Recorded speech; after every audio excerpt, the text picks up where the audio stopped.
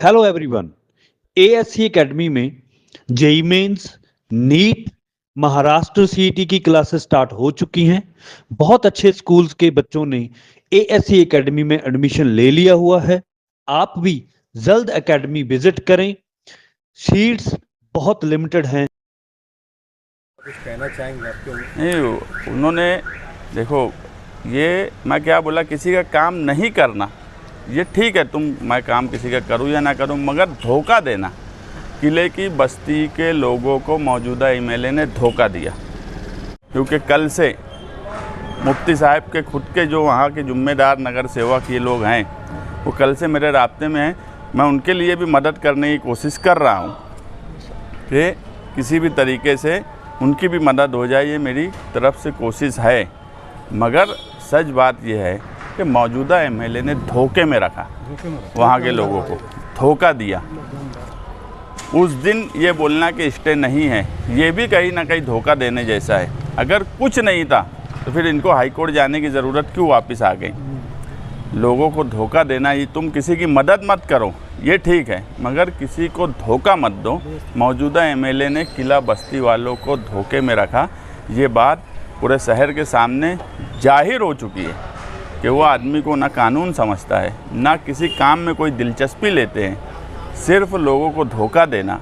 और ऐसे वक्त में जब इंसान परेशान है, हमारी माएँ बहनें हैं, लोग 60-70 साल से रह रहे हैं, उस बस्ती को जो उनका फिदायीन दस्ता माना जाता था, उनको धोखा दिए, तो ये किसके साथ क्या करेंगे? मगर हम कोशिश कर रहे हैं कि सबको इंसाफ मिले। ये जो ऑर्डर आपके हाथ में अभी मिली है, ये सच्ची मुच्ची की ऑर्डर है? पहले भी ऑर्डर सच थी, अभी की भी ऑर्डर सच है। हाईकोर्ट की कोई ऑर्डर गलत नहीं हो सकती। मैं जो बोला, मैं पढ़ के बताया कि कोर्ट ने उस ऑर्डर को भी मेंशन किया कि ऑलरेडी इनको प्रोटेक्शन था। अब स्टे लफ्ज़ ढूंढ रहे होंगे अधिकारी, जैसा उनको समझाए। अगर प्रोटेक्शन लफ्ज़ लिखा है कि ये स्ट्रक्चर को प्रोटेक्शन है इतनी तारीख तक, मतलब वो स्टे है। कभी कोर्ट स्टे वर्ड लिखती, प्रोटेक्शन अगर स्ट्रक्चर को लिखी है तो वो भी स्टे है। मगर मैं बार बार बोलता हूँ, ना इंग्लिश समझती ना कानून समझता, इसलिए ये सब मसाइल शहर के सामने दिन ब दिन बढ़ते जा रहे हैं। नहीं, लेकिन मुस्तकीम भाई, अभी मतलब खान साहब ने इसके लिए पूछा कि ये सच्ची मुच्ची है, क्योंकि इसके पहले भी 25 तारीख तक का स्टे ऑर्डर था।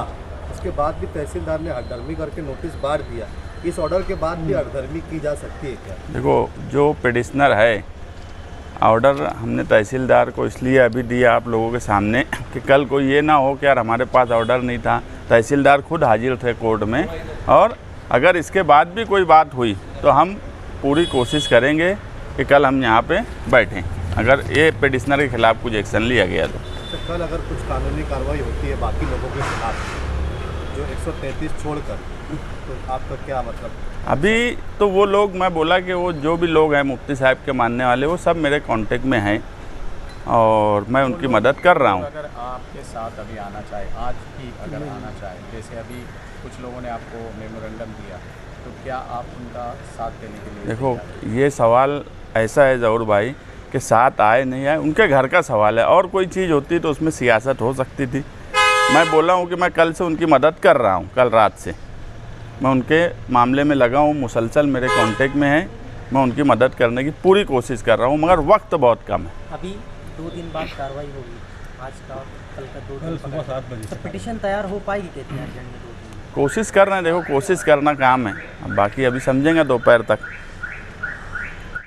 आज आपने तहसीलदार क्या लेकर दिया? कल जो हाईकोर्ट में ऑर्डर हुआ था, वो ऑर्डर की कॉपी आज हमको मिली, तो हमारे वकील ने जो लेटर लिखा था वो और ऑर्डर की कॉपी हमने तहसीलदार को दिया।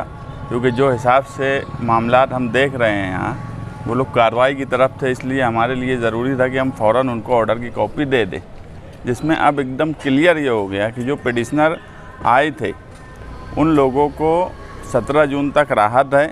और ऑर्डर में ही ये बात भी बोली गई है कि ऑलरेडी इनको स्टे था।